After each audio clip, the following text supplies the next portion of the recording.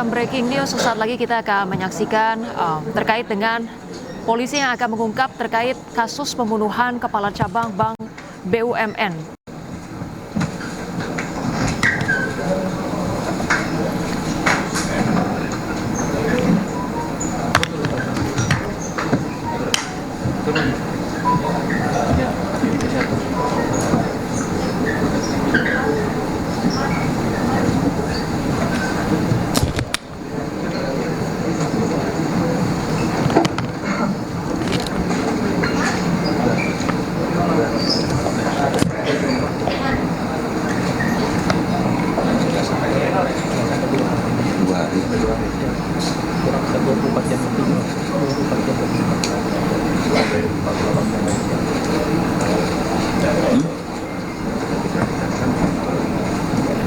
Ya pemirsa, ini kita saksikan kondisi terkini di Polda Metro Jaya terkait dengan kepolisian yang mengungkap pembunuhan Kepala Cabang Bank BUMN.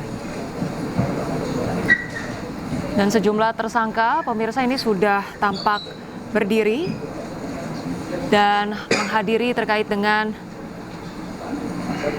konferensi pers yang hari ini digelar oleh pihak kepolisian. Kita ketahui bersama pemirsa, kepolisian saat ini telah didesak untuk segera mengungkap terkait dengan motif dibalik aksi komplotan penculik yang menghabisi nyawa Kepala Cabang Bank BUMN di Jakarta.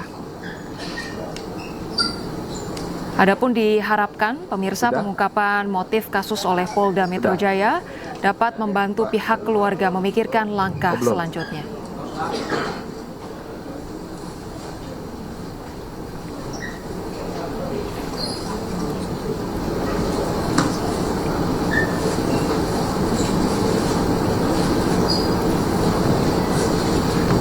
Pihak keluarga pemirsa dalam waktu dekat sudah menantikan terkait dengan keterangan oleh penyidik di Treskrimum Polda Metro Jaya dan Pomdam Jaya terkait dengan kasus ini.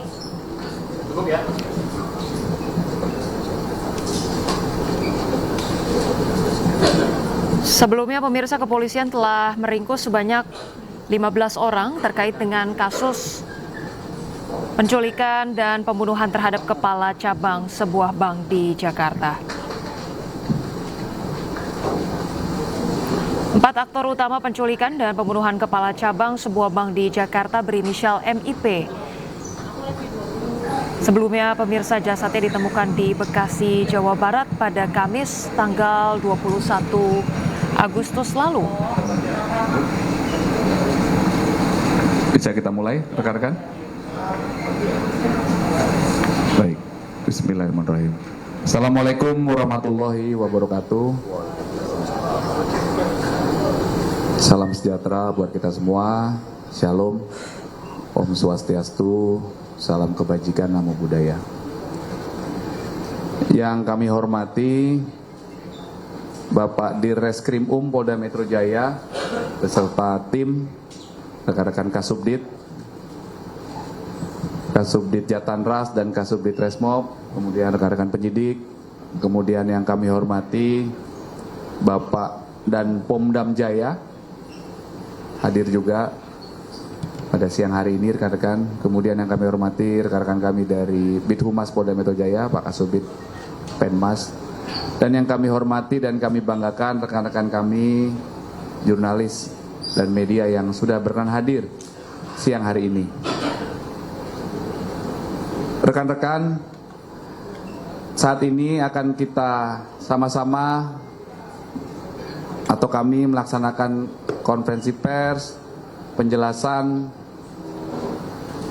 berkaitan dengan pengungkapan kasus penculikan dan atau perampasan kemerdekaan terhadap seseorang yang mengakibatkan korban meninggal dunia yang terjadi beberapa waktu yang lalu, yang dalam waktu yang sangat singkat berkat kesigapan tim gabungan yang telah dibentuk oleh Bapak Dirreskrimum. Jadi tim gabungan ini melibatkan 2 subdit Yang pertama Subdit Jatanras, dan yang kedua Subdit Resmob, Ditreskrimum Polda Metro Jaya, dalam waktu 1 kali 24 jam berhasil awalnya mengungkap klaster penculikan. Nanti akan dijelaskan oleh Pak Dir, ada beberapa peran.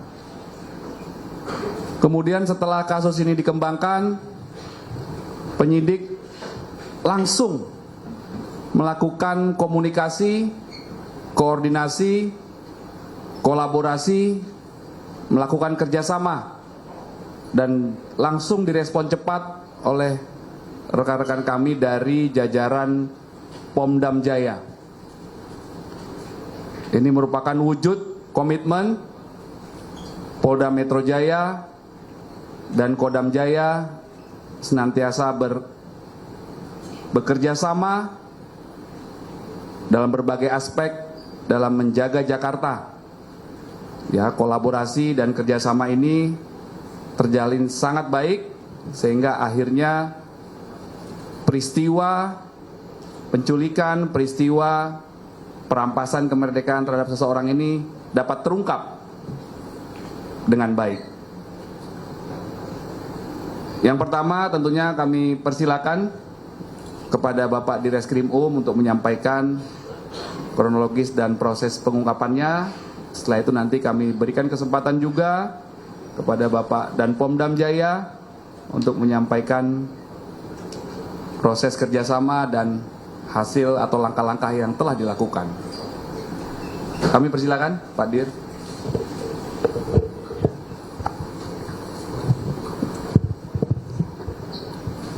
Bismillahirrahmanirrahim. Assalamualaikum warahmatullahi wabarakatuh. Selamat siang dan salam sejahtera bagi kita semua. Om Swastiastu, Namo Buddhaya, salam kebajikan. Yang kami hormati Pak Kabid Humas Polda Metro Jaya, yang kami hormati Bapak dan Pomdam Jaya beserta tim penyidik dari Pomdam Jaya, yang saya hormati Kasubdit Penmas, Kasubdit Jatanras, Kasubdit Resmob beserta tim penyidik Ditreskrim Polda Metro Jaya, serta rekan-rekan media yang saya banggakan. Pada kesempatan yang baik ini, izinkanlah kami dari Direktorat Reserse Kriminal Umum Polda Metro Jaya akan merilis tentang pengungkapan kasus penculikan dan atau perampasan kemerdekaan seseorang yang mengakibatkan korban meninggal dunia sebagaimana dimaksud dalam pasal 328 dan atau 333 KUHP. Perlu kami sampaikan bahwa kasus ini berawal dari terjadinya kasus penculikan ataupun perampasan kemerdekaan terhadap seseorang yang mengakibatkan meninggal dunia, di mana kejadian tersebut berawal dari lokasi parkiran Lotemat Pasar Rebo di Jalan TB Simatupang, Kelurahan Susukan, Kecamatan Ciracas, Jakarta Timur. Bahwa peristiwa tersebut terjadi pada tanggal 20 Agustus 2025 sekira pukul 14.00. Yang selanjutnya kasus tersebut dilaporkan oleh pelapor di Polres Metro Jakarta Timur. Perlu kami sampaikan bahwa identitas daripada korban yaitu dengan inisial MIP yang merupakan karyawan sebuah BUMN yang menjabat sebagai Kepala Cabang Pembantu BRI di Cempaka Putih, Jakarta Pusat. Adapun motif daripada para pelaku melakukan perbuatannya yaitu para pelaku ataupun para tersangka berencana untuk melakukan pemindahan uang dari rekening dorman ke rekening penampungan yang telah dipersiapkan. Rekan-rekan sekalian, bahwa peristiwa ataupun kronologis daripada kejadian tersebut berawal dari sekitar bulan Juni tahun 2025. Pelaku atas nama C alias K bertemu dengan saudara pelaku DH, di mana pada saat itu C alias K memiliki data rekening dorman di beberapa bank. Kemudian saudara C alias K memiliki rencana untuk memindahkan uang dari rekening dorman tersebut ke rekening penampungan yang telah dipersiapkan. Sehingga dalam rencana ini C alias Ken sudah menyiapkan tim IT.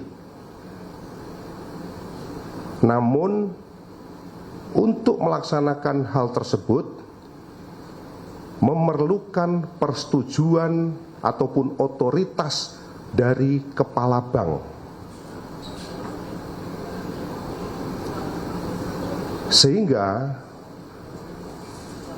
pelaku atas nama C alias K mengajak DH untuk mencari kepala cabang ataupun cabang pembantu yang bisa diajak bekerja sama dalam rangka pemindahan uang tersebut dari rekening dorman ke rekening yang telah dipersiapkan ataupun rekening penampungan. Kemudian pada tanggal 30 Juli 2025, C alias K bersama dengan pelaku atas nama DH dan AAM melakukan pertemuan. Hal tersebut dikarenakan C alias K memiliki informasi terkait data rekening dorman yang ada di Bank BRI. Kemudian C alias K menyampaikan karena upaya-upaya sebelumnya untuk mendekati kepala cabang tidak pernah berhasil, maka pekerjaan pergeseran dana tersebut akan berhasil apabila dilakukan dengan dua opsi ataupun dua metode. Opsi pertama, melakukan pemaksaan dengan kekerasan dan ancaman kekerasan. Setelah itu, korban akan dilepaskan. Kemudian, opsi yang kedua, melakukan pemaksaan dengan kekerasan dan atau ancaman kekerasan. Dan apabila berhasil, maka korban akan dihilangkan atau dalam arti kata korban akan dibunuh. Selanjutnya, pada tanggal 31 Juli 2025, C alias K bersama dengan DW dan saudara AAM kembali melakukan pertemuan untuk membahas apakah akan dilaksanakan opsi 1 ataupun opsi 2. Kemudian pada tanggal 12 Agustus 2025, C alias K bersama dengan DH berkomunikasi melalui WhatsApp. Dan di dalam komunikasi tersebut mereka memutuskan untuk memilih opsi 1, yaitu melakukan pemaksaan dengan kekerasan ataupun ancaman kekerasan, setelah itu korban dilepaskan. Pada tanggal 16 Agustus 2025, pelaku atas nama DH mengajak saudara JP,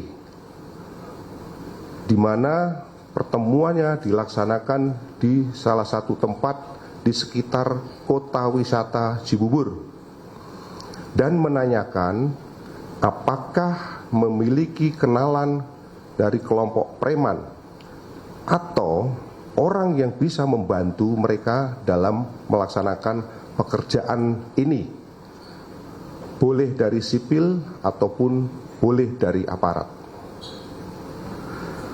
Selanjutnya, pada tanggal 17 Agustus 2025, sekitar pukul 09.00, pelaku atas nama JP menindaklanjuti permintaan saudara DH untuk mendatangi rumah saudara N. Setelah itu, sekitar pukul 20.00 di salah satu kafe di daerah kota wisata Cibubur dilakukan pertemuan kembali yang dihadiri oleh saudara DH, saudara JP, saudara AAM, dan saudara N. Jadi dalam pertemuan tersebut ada 4 orang yang hadir dengan tujuan untuk membahas terkait persiapan untuk dilakukan penculikan terhadap korban.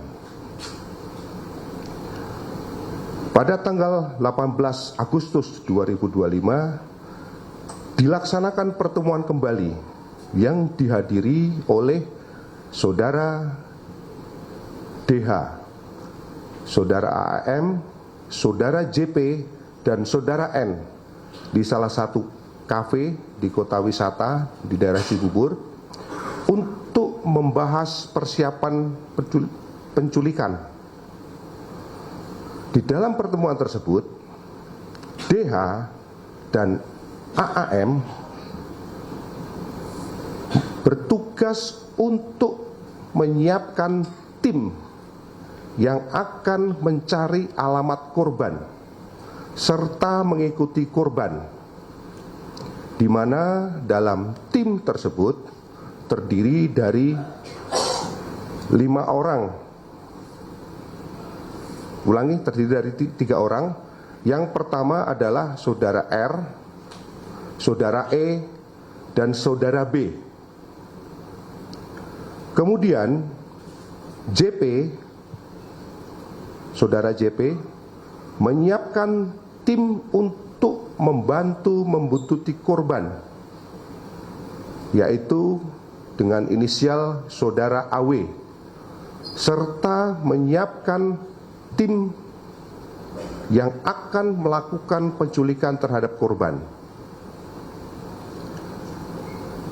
Setelah itu, saudara N menghubungi saudara FH yang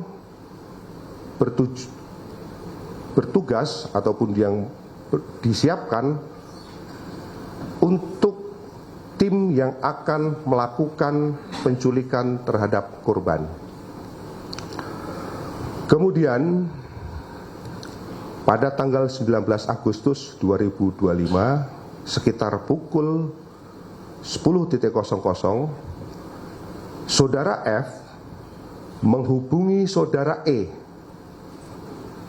dan mereka sepakat bertemu di seputar daerah di Cijantung. Tidak lama setelah itu, saudara E datang bersama saudara B, saudara R, dan saudara A. Kemudian, saudara F menunjukkan foto kepada tim saudara E, lalu memberitahukan untuk menjemput paksa orang tersebut dan mengantarkannya kepada tim yang dipersiapkan oleh saudara JP. Selain itu, tim yang memiliki tugas untuk membuntuti dan tim yang bertugas untuk melakukan penculikan terhadap korban, saudara D dan saudara AEM dan saudara JP memiliki safe house yang mana lokasi safe house tersebut diharapkan untuk bisa memaksa korban untuk melakukan kegiatan pemindahan dana.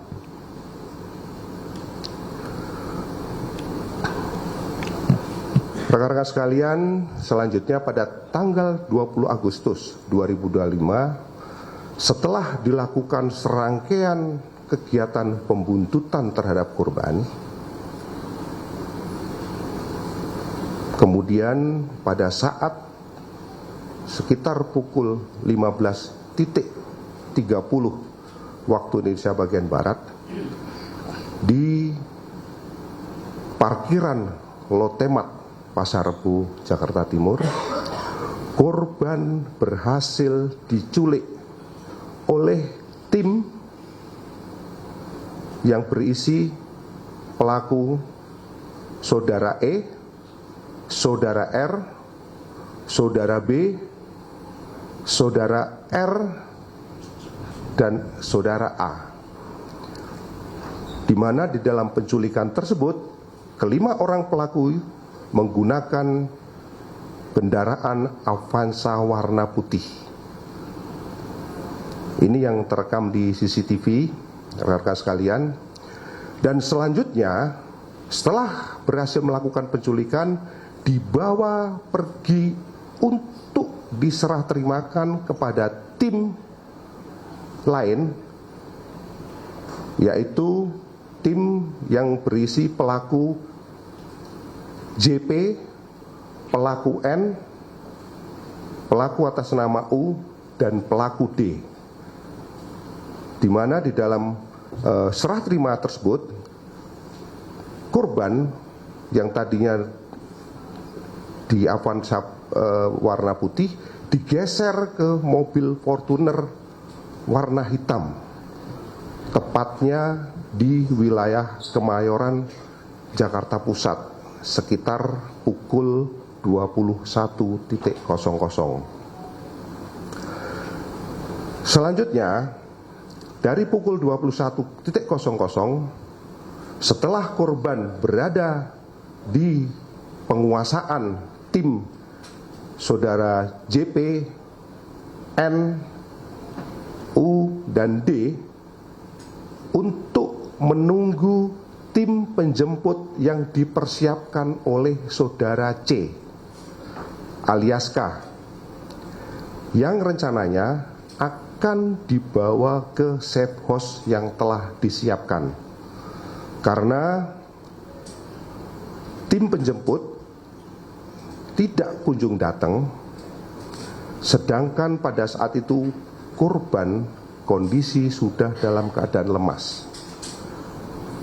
Akhirnya korban dibuang di daerah Serang Baru, Cikarang, dalam keadaan kondisi kaki maupun tangan masih terikat dan mulut dalam kondisi terlakban atau dilakban. Selanjutnya pada tanggal 21 Agustus 2025 sekitar pukul 05.30,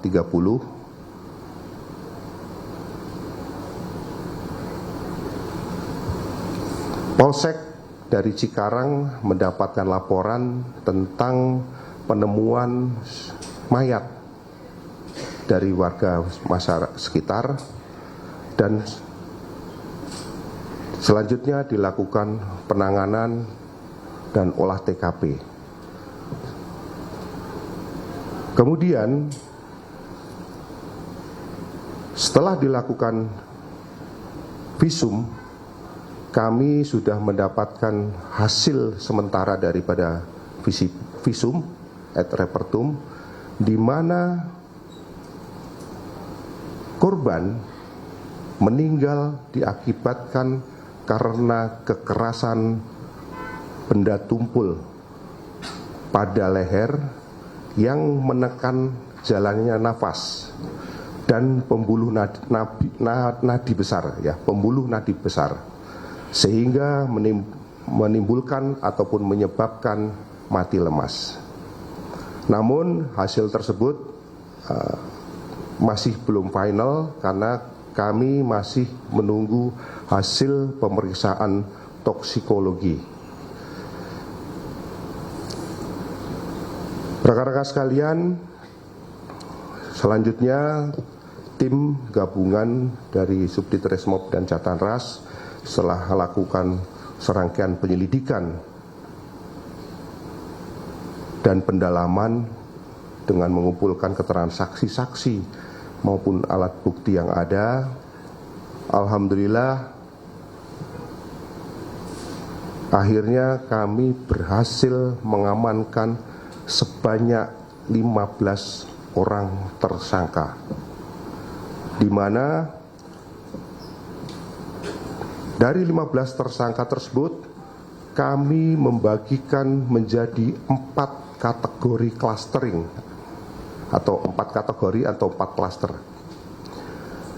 Klaster yang pertama yang merupakan otak perencana pelaku penculikan. Ini terdiri daripada 4 orang. Adapun identitasnya adalah C alias K, di mana peran daripada C alias K ini adalah mengatur dan menghadiri pertemuan dengan pelaku DWI. Kemudian yang kedua, menyiapkan rencana dan menyiapkan tim IT untuk perpindahan uang dari rekening dorman ke rekening penampungan.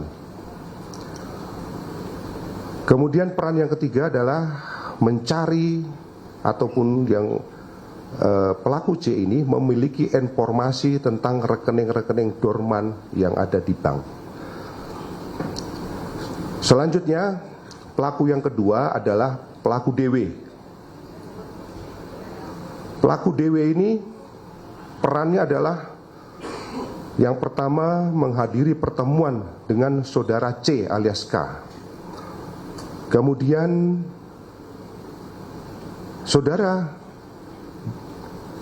ulangi DH ya, bukan DW. Saudara DH menghubungi saudara JP untuk mencari tim penculik. Kemudian yang berikutnya menyiapkan tim yang bertugas untuk membuntuti korban. Kemudian yang berikutnya lagi, saudara DH yang merencanakan penculikan terhadap korban. Kemudian yang berikutnya lagi, memberikan uang sebesar 60 juta kepada JP untuk operasional daripada penculikan.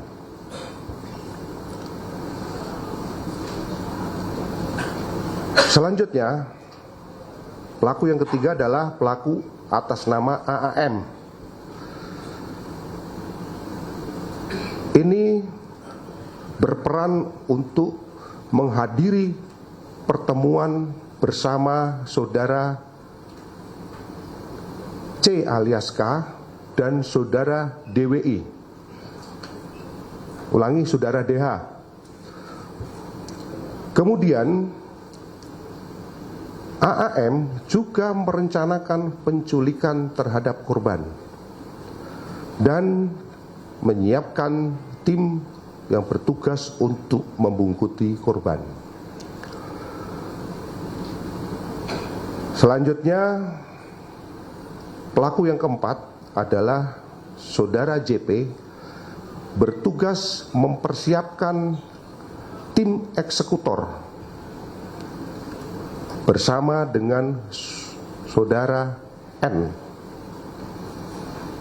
Kemudian saudara JP ini juga ikut membuang korban di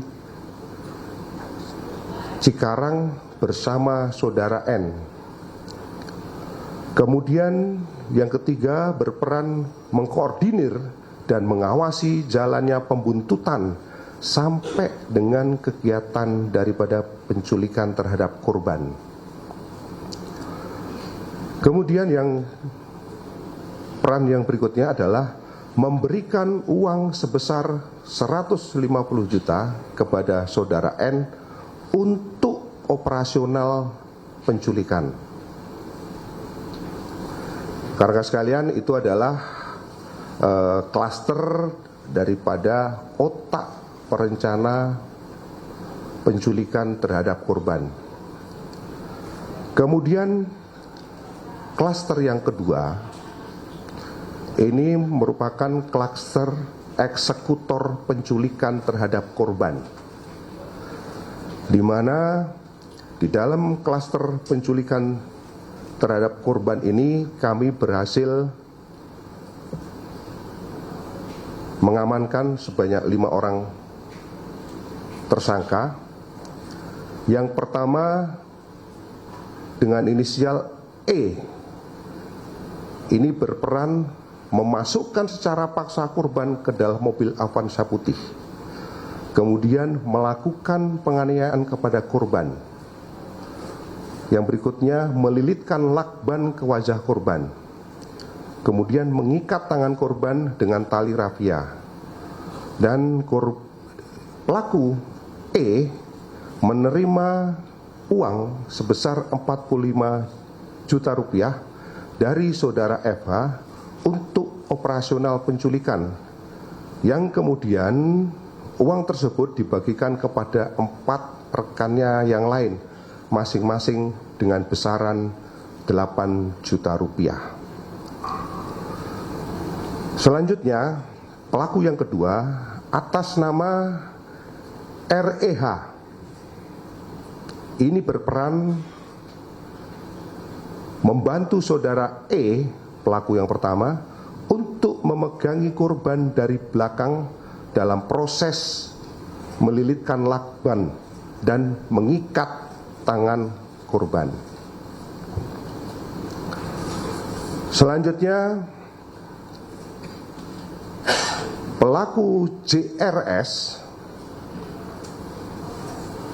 ini berperan untuk membantu saudara E memegangi tangan korban dari kanan, ya, bagian tangan bagian kanan, dalam proses melilitkan lakban dan mengikat tangan korban.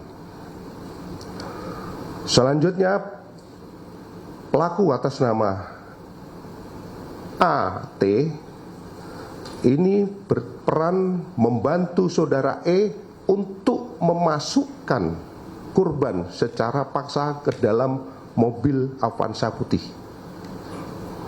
Kemudian membantu saudara E memegangi korban dari kiri dalam proses ketika dilakukan lilit lakban dan pengikatan tangan korban. Sedangkan pelaku yang kelima adalah pelaku EWB.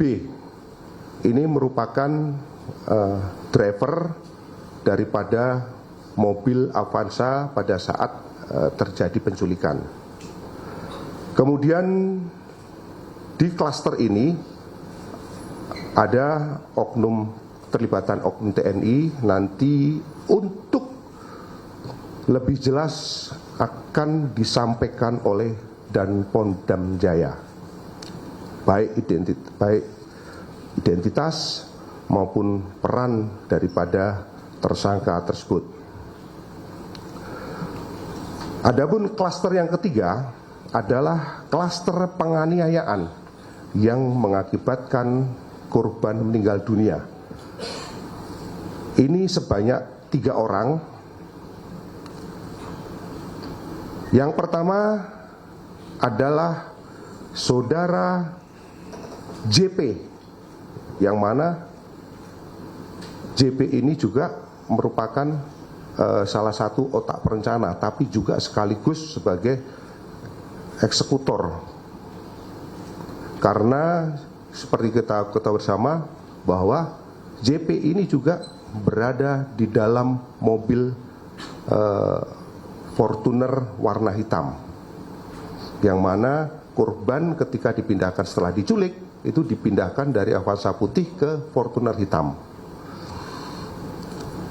Adapun peran saudara JP yaitu menginjak kaki korban pada saat di dalam mobil Fortuner dan membuang korban bersama saudara N.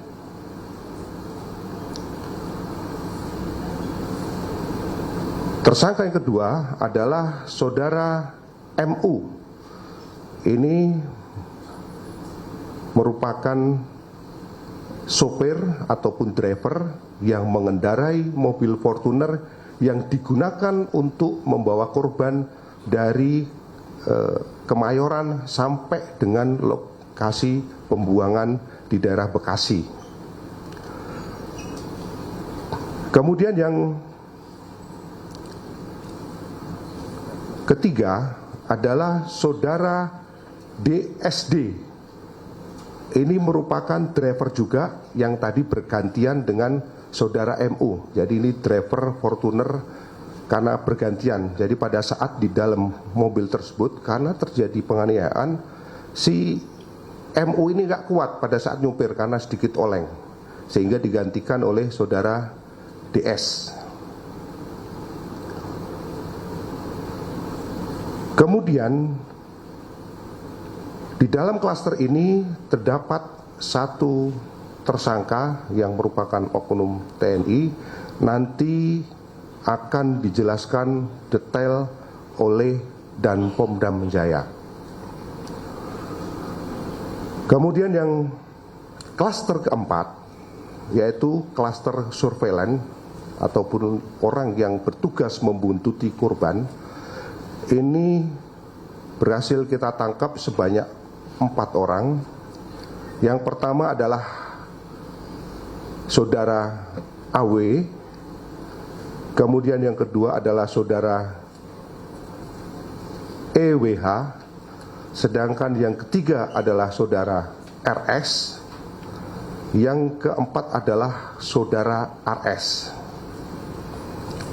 Rekan-rekan sekalian, dari kasus tersebut masih ada 1 orang yang belum tertangkap dan kami tetapkan sebagai DPO. Ini dengan inisial EG. Ini perannya adalah sebagai tim yang masuk dalam kategori klaster 4 yang dimana ikut membuntuti korban. Ini adalah DPO-nya, mungkin nanti silahkan nanti bisa di zoom. Tersangka atas nama EG.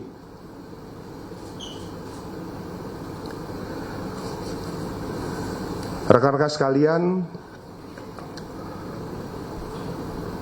dari hasil penyelidikan dan penyidikan serta pendalaman yang telah dilakukan oleh tim penyidik terhadap para tersangka dipersangkakan dengan pasal tindak pidana penculikan dan atau merampas kemerdekaan orang sebagaimana dimaksud dalam pasal 328 dan atau 33 ayat 3 yang mana ancaman hukumannya adalah selama-lamanya 12 tahun. Mungkin ini yang perlu kami sampaikan dari kami, Direktorat Reserse Kriminal Umum Polda Metro Jaya. Selanjutnya kami kembalikan kepada Bapak Kabid Humas. Terima kasih.